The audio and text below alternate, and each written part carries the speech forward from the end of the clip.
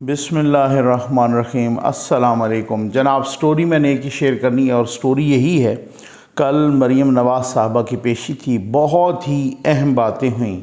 अहम तरीन बातें हुई इस्लामाबाद हाई कोर्ट से बाहर और मीडिया से गुफ्तगू करते हुए। और उन्होंने जनाब ये भी बता दिया कि अगला आर्मी चीफ़ किसको होना चाहिए। ये आपके साथ डिस्कस करेंगे तफसील के साथ। और दूसरी बात ये भी कि कुछ लंदन में अहम फ़ैसले हुए हैं। शहबाज शरीफ साहब वज़ीर आज़म पाकिस्तान तो वापस आ रहे हैं। हो सकता है आप जब ये वीडियो देख रहे हो तो उस वक़्त वो वापस पहुंच गए हों। यहाँ पे कोई प्रेस कॉन्फ्रेंस हो या कौम से ख़िताब हो इत्तेहादियों की मुशावरत के बाद,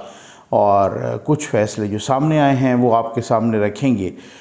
और इलेक्शन होने चाहिए या नहीं होने चाहिए इस पे भी एक छोटी सी डिबेट करेंगे। लेकिन सबसे पहले मरीम नवाज़ साहबा की उस पेशी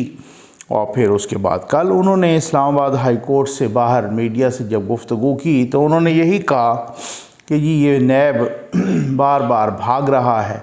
और किसको नहीं पता कि यही तो नैब था, और किसको नहीं पता कि यही तो हुकूमत, पिछली हुकूमत थी जो कह रही थी मरीम नवाज़ के केस को रोज़ाना की बुनियाद पे सुना जाए।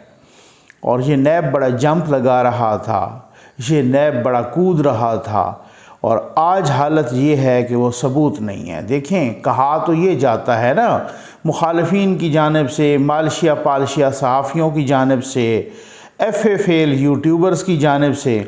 कि जी मरीम नवाज़ के वो बार बार उनके स्टेटमेंट सुनाए जाते हैं, वो JIT का जिक्र किया जाता है, वो बहुत सारी चीज़ों का, एवन फील्ड का, ये वो सारा कुछ।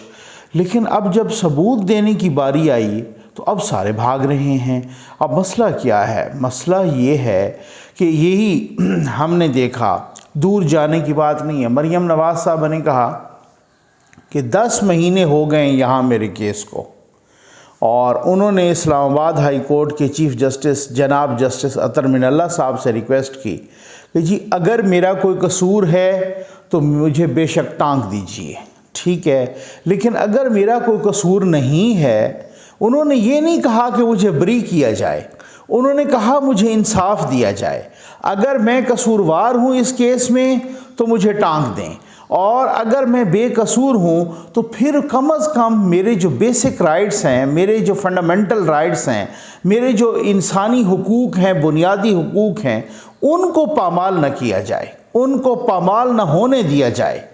मीडिया ट्रायल है वो हो रहा है, FFL यूट्यूबर हैं वो अपनी जगह तमाशा बना के बैठे हैं, और जनाब बार बार इस केस का जिक्र हो रहा है। इस तरीके से उन्होंने इस पर ये रिक्वेस्ट की। अब देखें, हमने ये देखा कि वो अज़हर सिद्दीक़ साहब जो कि यूट्यूबर भी हैं, वो अपने पिछले कई महीनों से बार बार वो कागज़ लहरा रहे थे और वो कह रहे थे कि जनाब कि ये देखें मरीम नवाज़ तो उन्होंने कहा कि जी उनके मुताबिक दुनिया की सबसे बड़ी चोर थी, ठीक हो गया, उनके मुताबिक तो मरीम नवाज़ तो उनके मुताबिक तो उन्होंने तो साबित कर दिया। अच्छा, फिर उसके बाद जनाब ये कागज़ लहराया और वो का, यानी वो एक इस तरीके से पोर्ट्रे कर रहे थे, इस तरह की एक्टिंग कर रहे थे, इस तरह का बहरूपियापन कर रहे थे मुख्तलिफ अपने मुतादिद महीनों से, कि जनाब वो कह रहे थे कि अगर मुझे मौका मिले मैं तो 2 मिनट में कोर्ट में साबित कर दूं। अब नैब ने उनको प्रोसिक्यूटर के तौर पे हायर किया,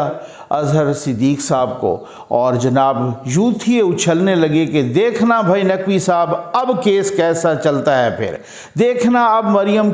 मरीम नवाज़ साहबा की करप्शन जो है ना वो कैसे सामने आती है, आप देखना अब होता क्या है। वो पहले गए और जाके उन्होंने इस्लामाबाद हाई कोर्ट से रिक्वेस्ट की कि जी मैं तो अभी नया आया हूँ और मैंने केस को देखना है, लिहाजा 1 महीने की पेशी दी जाए। उन्होंने चुप करके 1 महीने की, और वो 1 महीने की पेशी लेना ही मतलूब था, ठीक है। अच्छा, वो पेशी ली गई,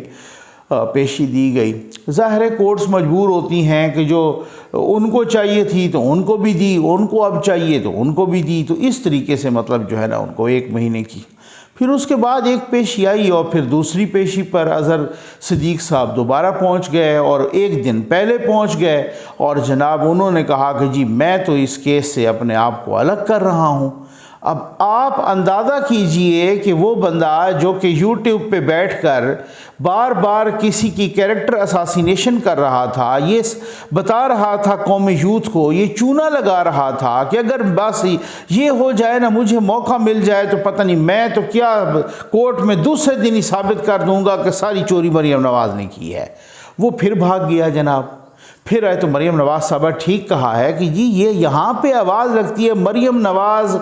बनाम सरकार। ये बड़ा एक अजीबो गरीब, जैसे कोई सबसे बड़ी मुजरमा आ गई हो, जैसे कोई ख़तरनाक मुजरम यहाँ पे आ गया और बड़ा मतलब कब से आवाज़ें लग रही हैं और ये सारा कुछ ये सूरत हाल हो रही है। तो भाई अब वो चाहती है मेरे केस का फ़ैसला करो। अब नैब भाग रही है, उनके पास सबूत नहीं है। इसी अज़हर सिद्दीक़ की कल वाट लगी है लाहौर हाई कोर्ट में भी, और वहाँ पर भी वो जो जजेस ने इसको बेइज्जत किया है और इसकी वाट लगाई है कि आप YouTube पे बैठ के वीलॉग करते हो और जजेस के ख़िलाफ़ बोलते हो और अदालत के ख़िलाफ़ बोलते हो, तुम्हें शर्म आनी चाहिए। वो एक वकील साहब बता रहे थे, वो कहते कि इनका तो इतनी बेइज्जती हुई कि AC वाले कमरे में इन्हें पसीना आना शुरू हो गया। इस तरह की बेइज्जती हुई है इनकी लाहौर हाई कोर्ट में कल। तो ये साहब वो हैं कि जिन्होंने इस तरीके से, ये नैब ने ये सूरत हाल अख्तियार की है। अच्छा, अब मरियम नवाज़ साहबा ने बाकी भी बहुत सारी बातें की, लेकिन उसके साथ साथ कुछ इस तरह की भी सूरत हाल कि उनसे एक मखसूस बैकग्राउंड पर मोतीउल्लाह जान साहब हमारे दोस्त हैं, उन्होंने एक सवाल किया। वो सवाल क्या था जनाब, 2 रोज़ पहले ख्वाजा आसिफ साहब ने BBC को एक इंटरव्यू दिया और BBC उर्दू को, और उस इंटरव्यू में ख्वाजा आसिफ साहब ने ख्वाजा आसिफ साहब से सवाल हुआ आर्मी चीफ़ की तैनाती से मुतल्लिक़। तो ख्वाजा आसिफ साहब ने एक बयान दिया। उन्होंने कहा, अच्छा वो बयान बड़ा अजीबो गरीब था, मुझे उस वक़्त भी अजीबो गरीब लगा, और ख्वाजा आसिफ साहब के माजी में भी है इस तरह की रेपुटेशन कि वो अजीबो गरीब बयानात देते हैं, अच्छा जिससे अपनी पार्टी को भी एम्बेरसमेंट में डालते हैं माशाल्लाह। तो उस हवाले से ना उन्होंने एक बयान दिया। उन्होंने कहा कि जी जब ये आर्मी चीफ़ की तैनाती का मामला आएगा तो फिर हम उस वक़्त देखेंगे, उस वक़्त जो वज़ीर आज़म होगा वो करेगा, जो हुकूमत होगी वो करेगी, और अगर हमारी हुकूमत उस वक़्त तक रहती है तो फिर जो भी नाम आएंगे, अच्छा उनसे फिर जनरल फैज़ हमीद साहब से मुतल्लिक़ बात की गई। तो उन्होंने कहा जी बिल्कुल, अगर वो कोई 4-5 नाम आते हैं GHQ से और अगर उनमें जनरल फैज़ हमीद साहब का भी नाम होता है तो वो भी अंडर कंसिडरेशन आएगा, उसको भी ज़ेर गौर लाया जाएगा। अब ये एक ऐसा बयान था कि जो नून लीग की तरफ से बड़ा अजीब लग रहा था, क्योंकि नून लीग के जो कायद हैं नवाज़ शरीफ साहब, वो बहुत ज़्यादा उन पे रिजर्वेशन शो कर चुके हैं। वो अपने ट्विटर अकाउंट पर जस्टिस सिद्दीकी साहब की वो वीडियोस भी लगा चुके हैं कि जिनमें जनरल फैज़ साहब ने उनके बकौल उनको कहा था कि जी मुबैना तौर पे इनको बाहर नहीं आना चाहिए, बाप और बेटी को, क्योंकि हमारी 2 साल की मेहनत ज़ाया हो जाएगी। और नवाज़ शरीफ साहब ये वीडियो कई दफ़ा अपने ट्विटर अकाउंट पर भी, अपने सोशल मीडिया अकाउंट पर ये वीडियो लगा चुके हैं और वो जलसों में भी कह चुके हैं, इसकी मिसाल भी दे चुके हैं। इसी तरीके से मरियम नवाज़ साहबा भी कह चुकी हैं। इसी तरीके से मरियम औरंगज़ेब साहबा ने अभी अदम एतमाद से पहले ये एक प्रेस रिलीज़ भी जारी की थी, जो कि उनके तमाम सोशल मीडिया अकाउंट से जारी हुई थी, PMLN के सोशल मीडिया अकाउंट से, कि जी फ़ोन, हमारे लोगों को फ़ोन करवाना बंद करें इमरान ख़ान पेशावर से, और अगर आपने बंद ना किया तो हम जो बंदा जो गया है यहाँ से पेशावर, उनके ज़रिए फ़ोन करवाए जा रहे हैं, और अगर वो फ़ोन बंद ना किए गए तो तब हम जो है ना क्या करेंगे, उसका नाम ले लेंगे। अब ये एक सरकारी तौर पे नून लीग ने अपने ऑफिशियल ट्विटर अकाउंट से ये सारा कुछ वो किया। उसके बाद ख्वाजा आसिफ साहब का इस तरह का बयान मेरे लिए बहुत हैरान कुन था। वही सवाल उन्होंने बना के दिया जनाब मरियम नवाज़ साहबा को। अताउल्लाह जान साहब ने सवाल किया कि जी ख्वाजा आसिफ साहब ने इस तरह का एक स्टेटमेंट दिया है, तो क्या इसके बारे में क्या ख्याल है। तो तब मरियम नवाज़ साहबा ने कहा कि पाकिस्तान की जो पाक फ़ौज का इदारा है वो इंतहाई एहतराम के काबिल है, वो एक मोहतरम इदारा है, वो एक इस तरह का इदारा है कि जिसकी सबको इज़्ज़त करनी चाहिए और वो हमारा एक तकद्दुस वाला इदारा है। तो मैं समझती हूँ कि इसका सरबराह उस बंदे को होना चाहिए कि जो बिल्कुल बेदाग हो, जिसका कैरेक्टर बेदाग हो, जिसको जो मुतनाज़ा ना हो, जो तनकीद की जद में ना आए। ये क्यों कहा? ये इस वजह से कहा कि वो तनकीद की जद में आ रहे हैं। और अब मैंने आपको कहा था ना, मैं अपने मुतादिद वीलाग्स में कह चुका हूँ कि कौन कहता है कि पाकिस्तान का जो एक जनरल जो लेफ्टिनेंट जनरल के ओहदे तक पहुँचता है वो प्रोफेशनल होता है, नो डाउट बहुत अच्छा होता है, तकरीबन तमाम ही अच्छे होते हैं, उनको पता होता है, वो बहुत हार्ड ट्रेनिंग से गुज़र के आते हैं, वो बहुत सारे कोर्सेज करते हैं, वो बहुत एक यूँ समझ लें कि भट्टी से गुज़र के आते हैं ट्रेनिंग के, तो उनमें बहुत कैपेबिलिटीज़ होती हैं। और जनरल फैज़ साहब में भी बहुत कैपेबिलिटीज़ होंगी, लेकिन जनरल फैज़ साहब को खान साहब ने बहुत मुतनाज़ा बना दिया और ख़ान साहब ने उनको इस्तेमाल किया। अब कुछ लोग कहते हैं कि उनको इस्तेमाल किया या उन्होंने ख़ान साहब को इस्तेमाल किया अपनी लालच के लिए कि जनाब इन्होंने कहा कि जो प्लान था कि जी मैं आपको आर्मी चीफ़ बना दूंगा। आर्मी चीफ़ का लोग कहते हैं कि अपने इदारे की तरफ देखना चाहिए और वहाँ पे वो करना चाहिए, और उनके अपने इदारे की तरफ भी से भी मुबैना तौर पे अब ज़राए बहुत सारे बताते हैं कि जी उनके अपने इदारे की तरफ से भी ये रिजर्वेशंस थी कि ये क्या हुआ कि आप इतने सीनियर जनरल्स बैठे थे, तो जब वक्त आता तो उस वक्त देखा जाता तो आपने क्या 4 साल 5 साल पहले लॉबी शुरू कर दी अपने, तो इस चीज़ को अच्छा नहीं कंसिडर किया गया ज़राए के मुताबिक। बाकी जो कुछ भी हो, कल एक ISPR की जानिब से भी स्टेटमेंट आया, क्योंकि परसों आसिफ अली जरदारी साहब की एक प्रेस कॉन्फ्रेंस हुई थी और उसमें आसिफ अली जरदारी साहब ने कहा था कि जनरल फैज़ बेचारे को तो खुडे लाइन लगा दिया गया है। उस पर DG ISPR की भी प्रेस कॉन्फ्रेंस आई कि जी इस तरीके से बातें ना की जाएं, फ़ौज को सियासत में ना घसीटा जाए, पेशावर कोर जो है बहुत ही प्रोफेशनल है और कोर कमांडर भी, और उनके बारे में जो बातें की गई तो वो सही नहीं है। मतलब वो एक लंबी चौड़ी प्रेस कॉन्फ्रेंस आई, प्रेस रिलीज़ बयान आया, ठीक है। अच्छा, तो फिर वो भी इस वजह से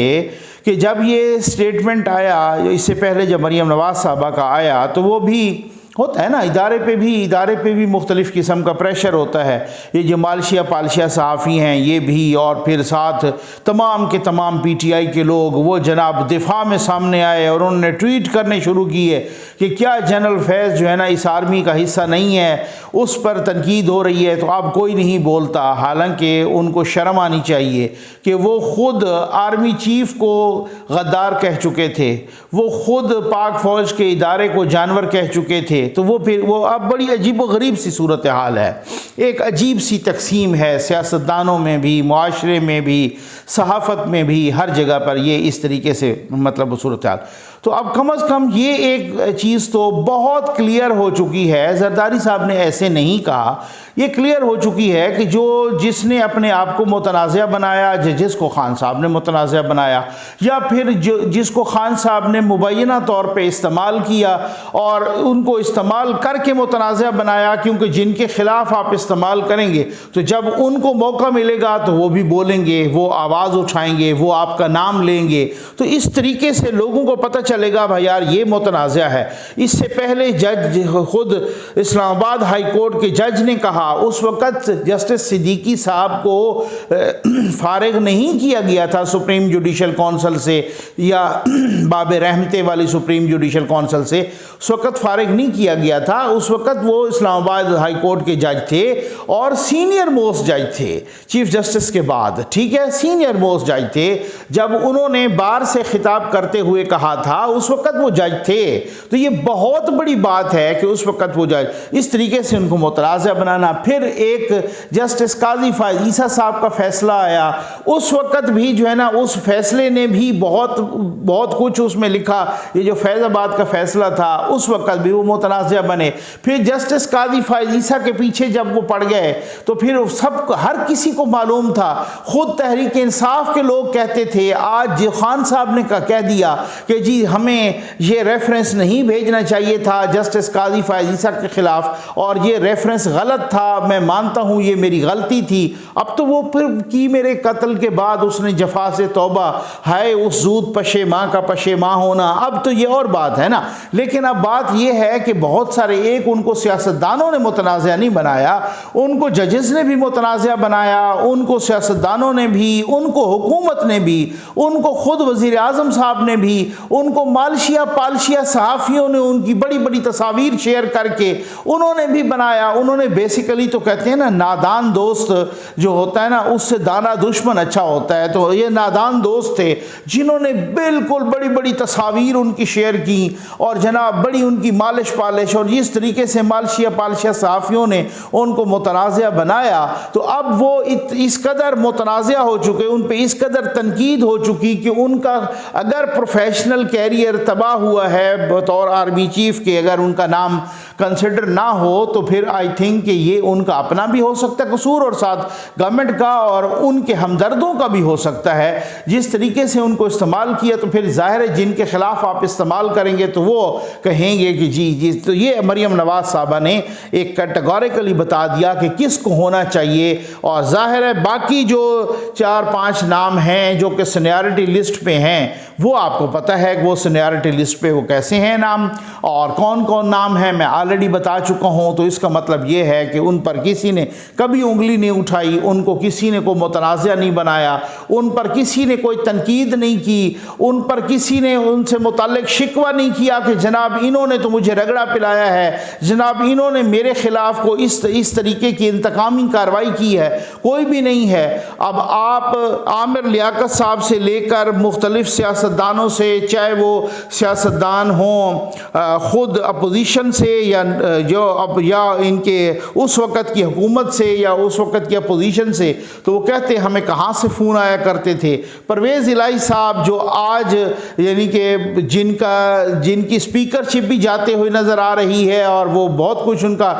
पूरी सियासत दाव पे लगी है, वो ख़ुद कह चुके हैं, पेशावर का जिक्र कर चुके हैं। अभी जनरल मुजम्मिल साहब गए हैं, उनको भी उनके उससे जोड़ा जाए। तो उनकी एक मुतनाज़ा होना कोई एक पहलू से नहीं है, उनके मुख्तलिफ पहलुओं से मुतनाज़ा होना है। उनके अपोजिशन के, चाहे वो सियासतदान हो, चाहे हुकूमत के सियासतदान हो, आज की हुकूमत हो, पिछली हुकूमत हो, आज की अपोजिशन हो, पिछली अपोजिशन हो, वो सारे हर किसी को बताते हैं भाई हमें फ़ोन कौन करवाता था, किसकी तरफ से आते थे, हमें धमकियाँ कौन देता था, हमें क्या क्या सूरत हाल होती थी, चाहे वो मजहबी सियासत हो उसको भी, चाहे वो मौलाना फजलरहमान साहब हों वो भी, चाहे वो जजेस हों, चाहे कोई भी हो। तो बात ये है, इस वजह से मरियम नवाज़ साहबा ने कहा कि जो गैर मुतनाज़ा हो उसको होना चाहिए,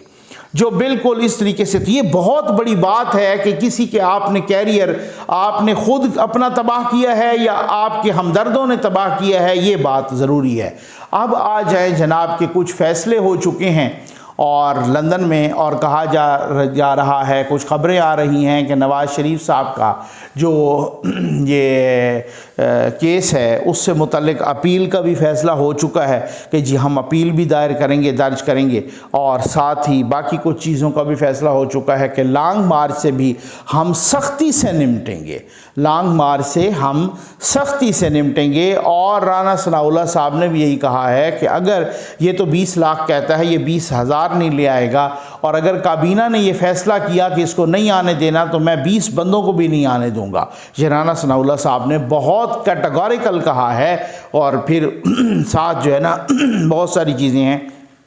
अब आ जाएं इस पर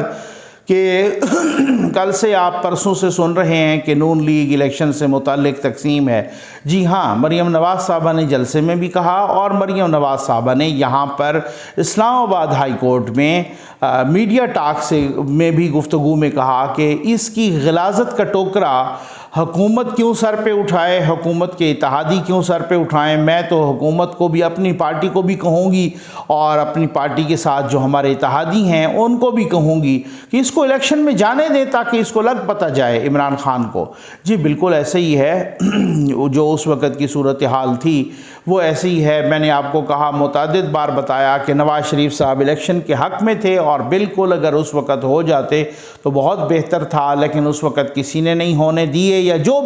भी तरीका हुआ उस सूरत हाल में। अब कुछ सिनारियो थोड़ा सा डिफरेंट है, उसमें ये है कि अगर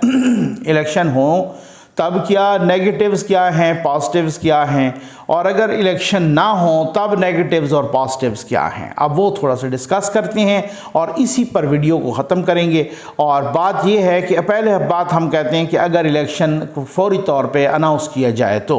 लेकिन अब वो आके फैसले तो ये होंगे ना, लेकिन अब अगर इलेक्शन फौरी तौर पे, इससे नंबर 1 तहरीक इंसाफ इसको कैश करवाएगी कि देखें जी इन्होंने हमारी हुकूमत ख़त्म की, और उस वक़्त इमरान खान ने असम्बली तोड़ दी थी तो उस वक़्त करा लेते, इन्होंने अपने ज़ोर बाजू आजमा लिया, इनको पता चल गया कि ये हुकूमत हमसे नहीं चलने वाली, लिहाजा इन्होंने इलेक्शन करवा दिए। दूसरा नेगेटिव पॉइंट क्या है, तहरीक इंसाफ कहेगी कि जी देखें इमरान खान साहब ने कैसा प्रेशर डाला कि इनको फौरी तौर पे इलेक्शन करवाने पड़े। समझ आ गई। तीसरी बात, खान साहब इस वक्त चाहे कोई माने चाहे ना माने उनको इलेक्शन नहीं चाहिए, खान साहब को इंतशार चाहिए, खान साहब को इस वक्त मार्शल लॉ चाहिए। कल जैसे बिलावल साहब ने अपनी गुफ्तगू में कहा असम्बली में, उन्होंने कहा कि जी अदम एतमाद से एक रात पहले मुझे एक हुकूमती मिनिस्टर की तरफ से अपने एक दोस्त के थ्रू या अपने एक साथी के थ्रू एक धमकी आई कि जी आप या तो अदम एतमाद से बाज आ जाएं या फिर मार्शल लॉ के लिए तैयार हो जाएं। ये बिलावल भुट्टो जरदारी ने, वज़ीर ख़ारजा साहब ने कल असम्बली के फ्लोर पे कहा, और बिल्कुल ऐसे ही है। ठीक है, उसकी वजह यह है कि खान साहब ने फिर आखिरी रात वो कोशिश करके भी देखी कि किसी तरीके से मार्शल लॉ लग जाए, उस पर मैं वीडियो कर चुका हूँ। तो बात यह है कि खान साहब को मार्शल लॉ चाहिए, खान साहब को इंतशार चाहिए, खान साहब को तबाही बर्बादी चाहिए, खान साहब को इलेक्शन नहीं चाहिए। अगर इलेक्शन चाहिए होते तो वो ज़रा टेस्ट केस के तौर पे खैबर पख्तूनख्वा असम्बली को तोड़ के देख लेते कि जी देखें हम कि किस तरीके से इलेक्शन होते हैं। अच्छा ठीक है, खान साहब को इलेक्शन नहीं चाहिए, खान साहब को इंतशार चाहिए, उनको एक तबाही बर्बादी चाहिए, उनको ये चीज़ें चाहिए। अब अगर इलेक्शन अनाउंस हो जाते हैं और खान साहब हार जाते हैं, खान साहब कभी भी नहीं मानेंगे। 10 दफ़ा आप इलेक्शन करवा लें और 10 दफ़ा खान साहब हार जाते हैं, फरिश्तों की निगरानी में करवा लें, खान साहब को मंजूर ही तब है कि जब खान साहब जीत जाएं। ठीक, खान साहब वो ज़िद्दी बच्चे हैं कि जब खान साहब सिर्फ वो उस इलेक्शन को मानेंगे कि जब वो खान साहब जीत जाएं, अदरवाइज़ वो किसी इलेक्शन को नहीं मानेंगे। वो 20 दफ़ा भी इलेक्शन करवा लो, बार बार इलेक्शन दर इलेक्शन करवा लो, जब तक उसको वज़ीर आज़म की कुर्सी पे नहीं बिठाओगे तब तक वो बंदा मानने वाला नहीं है। दूसरी बात, तीसरी बात, चौथी बात यह है कि अगर इलेक्शन अनाउंस हो जाते हैं कि जिसने अब इतनी ऊधम मचाई हुई है, क्या वो केयर टेकर से कंट्रोल होगा? इसके तो लोग आप देख लीजिएगा पोलिंग बूथ पर, पोलिंग स्टेशंस पर एक खूनरेजी बपा कर देंगे। उन्होंने तो मुखालिफिन के पोलिंग बूथ पर खड़े ही किसी को नहीं होने देना, उन्होंने तो उनके सर फाड़ देने हैं, उन्होंने तो ये करना है भाई आप इधर बातिल की तरफ खड़े हो, हम तो हक पे हैं। जिनके पैरोकार और जिनके जनाब वोटर सपोर्टर्स,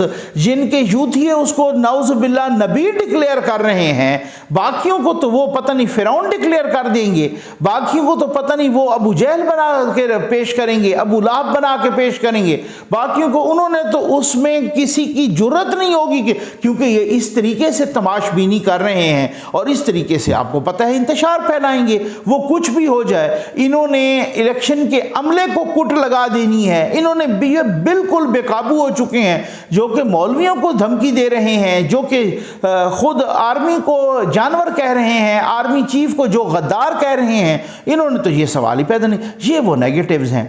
पॉजिटिव इसका ये है कि जी बिल्कुल अगर इलेक्शन होते हैं तो नून लीग पंजाब से भी क्लीन स्वीप करेगी। उनको मालूम है हर बंदा, हर पार्टी अपने एक सिस्टम को समझ रही होती है, उन्होंने सर्वेस भी कराए होते हैं, वो अपने मफाद के हिसाब से बहुत होशियार और बहुत सियानी होती है वो पार्टी, चाहे वो नून लीग हो, चाहे वो पीपल्स पार्टी हो, चाहे वो PTI हो, चाहे कोई और जमात हो। ठीक है, उसको सारा अपना होमवर्क का, अपना बैकग्राउंड का, अपना ग्राउंड रियलिटीज़ का, ज़मीनी हक़ाइक़ का पता होता है। ये वो पॉजिटिव है कि उसके बाद वो कहते हैं कि जी इनका कुछ भी नहीं होना, इलेक्शन फिर भी नून लीग ने जीतना है, लेकिन जीत के आने के बाद भी इंतशार कैसे ख़त्म होगा ये भी बहुत बड़ा सवालिया निशान है। अब आ जाएं कि अगर ना हो तो क्या चैलेंजेस हैं, फ़वाइद क्या हैं। अगर ना हो तो फिर चैलेंजेस यही हैं जिन चैलेंजेस के बारे में ख़ुद नवाज़ शरीफ साहब ने भी कह दिया था कि जी जिस तरीके से अब आप उसको देखें कि जी उन्होंने भी खुद कहा है नवाज़ शरीफ साहब ने कि जी अगर ये इलेक्शन जब उससे पहले कि आप पर सारे का सारा महंगाई का बोझ आ जाएगा, बिल्कुल ठीक है जनाब, महंगाई का बोझ सारे का सारा इन्हीं पर आ जाएगा। बहुत सारे चैलेंजेस हैं, पेट्रोल की कीमत है उसको कैसे कम करना है, बढ़ाना कैसे है, अगर बढ़ाते हैं तो वो सियासी तौर पे नुकसान होता है। अब कुछ फैसले किए गए हैं और अगर ये अगले साल ही इलेक्शन होते हैं, ये इंतशार ख़त्म हो जाएगा जब आर्मी चीफ़ की अपॉइंटमेंट हो जाएगी, ये कुछ भी नहीं है, सारे के सारे बिल्कुल जनाब झाग की तरह बैठ जाएंगे। अगर अगले साल होते हैं तो फिर मुश्किल फ़ैसले करने पड़ेंगे और अगर मुश्किल फ़ैसले होते हैं और अगर मैं देखें अगर अब 1 महीना 2 महीने 4 महीने महंगाई का तूफ़ान भी आ जाता है, आगे चली जाती है IMF के पैकेजेस बाकी, लेकिन इलेक्शन से 2 3 4 महीने पहले 2 महीने पहले भी आप उस महंगाई को कंट्रोल कर लेते हैं, आप पेट्रोल की प्राइसेस को कंट्रोल कर लेते हैं, आप डॉलर को कंट्रोल कर लेते हैं, आप बिजली की फरावानी को, गैस की फरावानी को बिल्कुल यकीनी बना देते हैं। और अगर आप फूड आइटम्स जो कि 8-10 बेसिक फूड आइटम्स हैं जो कि चीनी है, आटा है, घी है, दालें हैं, गोश्त है, इस से बिजली के बिल हैं, गैस के बिल हैं, ये मुकम्मल आपका कंट्रोल हो जाता है, इस पर सवाल ही पैदा नहीं होता। फिर आप धड़ल्ले से जाएं इलेक्शन की तरफ, कोई दुनिया की ताकत नहीं है कि आपको ये बहुत सारे फैसले हैं जो कि अब जो आ रहे हैं, अब इत्तेहादियों के साथ हो सकता है ये प्रेस कॉन्फ्रेंस हो इत्तेहादियों से मिल के, या हो सकता है प्राइम मिनिस्टर शहबाज शरीफ साहब की एक कौम से खिताब हो, उसके ज़रिए आपको ये बताया जाए कि हम क्या करके आए हैं और इत्तेहादियों की मुशावरत से फिर क्या करने जा रहे हैं। ये सारी चीज़ें आपको बताई जाएंगी। लेकिन मैं आपको एक बात बता दूं, फैसला ये भी हो चुका है कि अगर इलेक्शन की तरफ नहीं जाया जा रहा तो फिर इस लॉन्ग मार्च से, इन फितनों से फिर देख लीजिएगा कैसे सख्ती से निपटा जाता है, क्योंकि ये वंस एंड फॉर ऑल बिल्कुल इस पे 100% इतफाक है कि अगर इकॉनमी को ठीक करना है, अगर काम करना है, अगर इलेक्शन वक्त पे कराने हैं, अगर हमने फर्दर सही के तौर पे चलना है तो फिर ये साथ फितने और फसाद बपा रहे हैं, ये मुमकिन नहीं है कि फसाद और इंतशार भी रहे और हम काम भी करें और तरक्की भी हो। इस इंतशार को, इस फितने का सर रियासत को कुचलना पड़ेगा। रियासत के पास बहुत बड़ी पावर होती है और मैं समझता हूं कि अगर उसने अपनी पावर इस्तेमाल की तो कोई फितना नहीं सर उठा सकेगा। ये आप देख लीजिएगा। उम्मीद है आपको वीडियो पसंद आई होगी। आपका बहुत बहुत शुक्रिया।